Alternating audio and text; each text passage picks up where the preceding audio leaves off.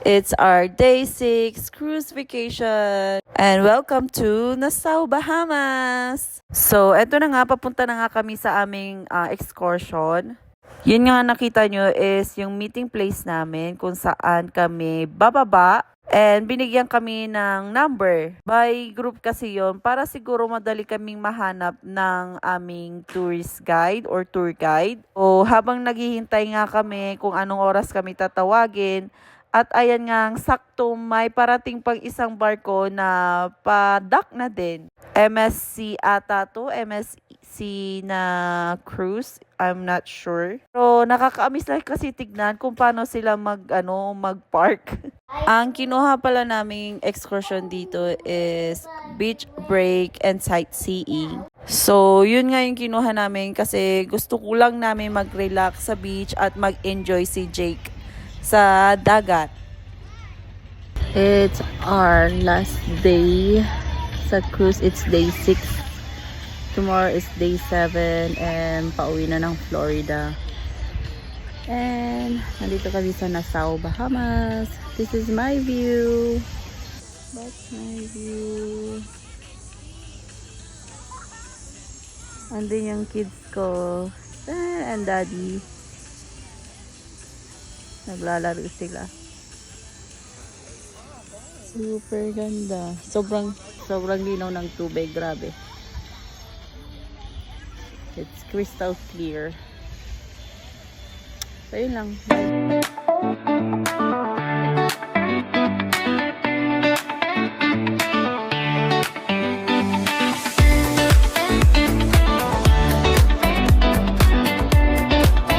Hindi pala namin ulit kasama sila mama dito kasi iba na naman yung excursion na gusto nila.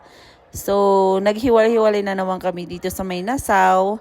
Pero ayos lang naman at magkikita naman kami mamaya. At the same time naman kami kakain sa dinner.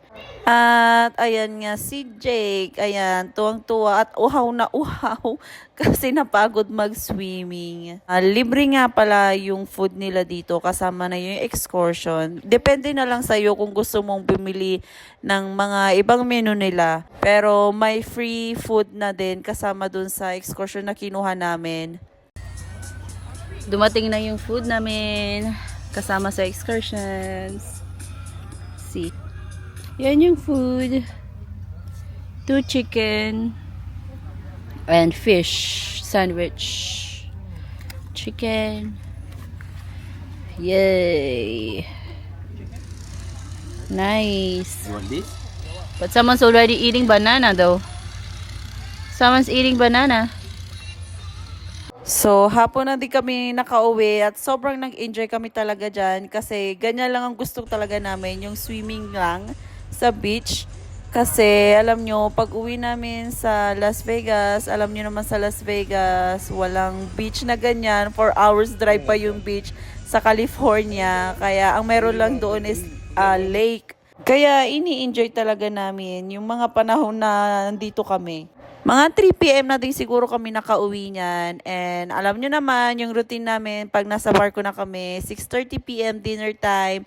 And isa ito sa mga core memory ni Mama. Sumali si Mama sa karaoke competition. At ang nakakatuwa dito, kaya alam nyo sinabi kong core memories, kasi nanalo si Mama, isa siya sa mga finalist. Alam nyo naman, Filipino tayo. Pag sinabing karaoke, hindi tayo magpapatalo niyan. At si Mama talaga ang pambato namin pag sinabing kantahan na. Don't tell me it's not worth trying for. You can tell me it's not worth dying for. No, it's true. Everything I do it for you. Right there, my husband.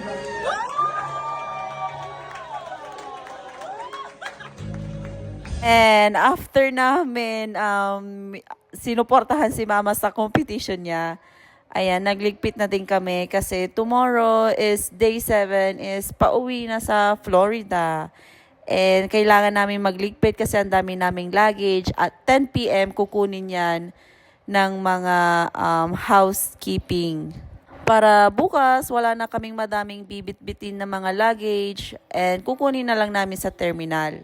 Mahirap bumaba ng madaming luggage, lalo na't may kasama kaming mga bata. Kaya maganda talaga na ilalabas na lang namin yung luggage namin at kukunin na lang ng housekeeping. Nakakalungkot man, pero sobrang sulit at sobrang nag-enjoy talaga kami sa aming 6 days na cruise.